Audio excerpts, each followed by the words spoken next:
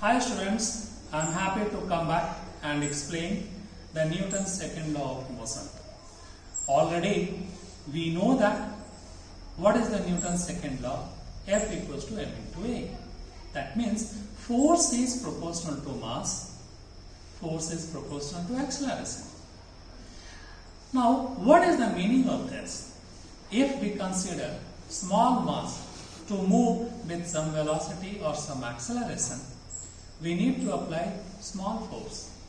But when we need to move with same velocity and acceleration, bigger mass, that is whose mass is more, bigger object, then we need more force. That is nothing but Newton's second law.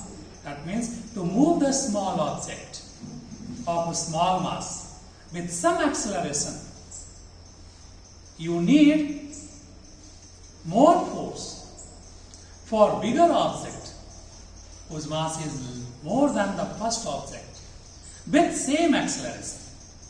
So you can consider that this leaf is there. Already I have explained in the first experiment, whose mass is less. So it needs a small force to move from its own position. But when we replace this with some bigger object, that means an object whose mass is more, we need more force to move from its own position. Now let us consider again, I am applying a small force on this leaf to move from its own position. Let us consider this force is a small force and leaf is moving from its own position and it is moving with some acceleration.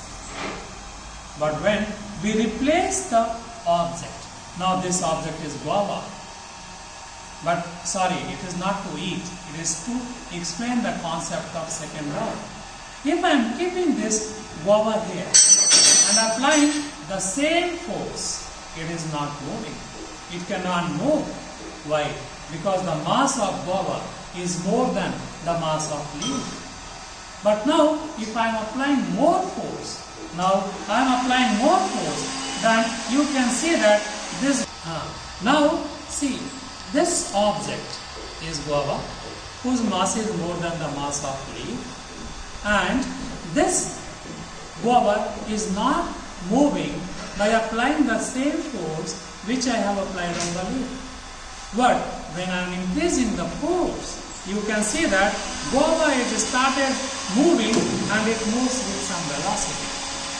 So what we can say, what we tell, we feel that if mass is small, we need small force to move with some velocity and acceleration. But when we increase the mass, we need more force to move with same velocity and acceleration as a smaller one. Because mass has increased, then force has to increase. That is the second law of motion, which says force equals to m into a. Thank you.